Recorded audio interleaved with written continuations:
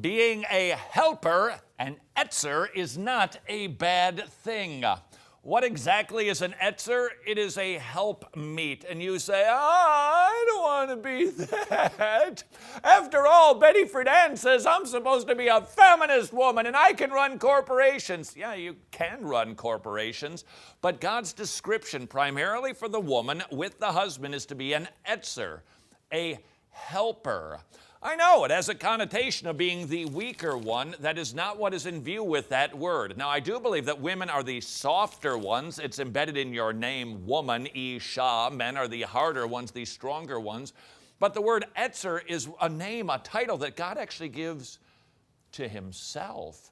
He says that he is the Ezer of Israel. He's the one who helps Israel, who defends Israel, who keeps Israel at peace in the Old Testament. Now, if God is okay with calling himself an Ezer, because it's not a position of weakness, it's a position of strength, madam, might I suggest you shouldn't have a problem with it either.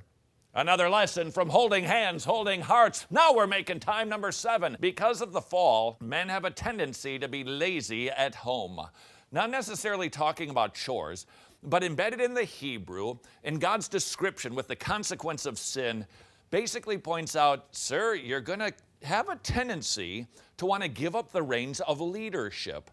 When it comes to dealing with the kids, talking to them one more time, making sure that they're doing the work that they're supposed to do and honoring their mother, you're going to have a tendency to just want to sit there and click, click, click. Why? Because it happens to be part of our fallen bent that we want to give up the reins of leadership in the home. But that leads us, interestingly, to lesson number 6. From holding hands, holding hearts, because of the fall, women want to take over at home. Is this not classic? It's just, look, this is a result of the fall. I don't think it was commanded this way. I think it was more of an imperative describing what's going to happen because of the fall.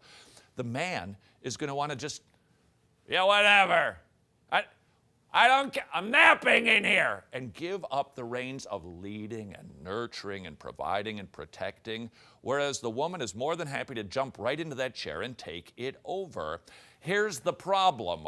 When we swap those roles, look out. Problems will ensue. Why?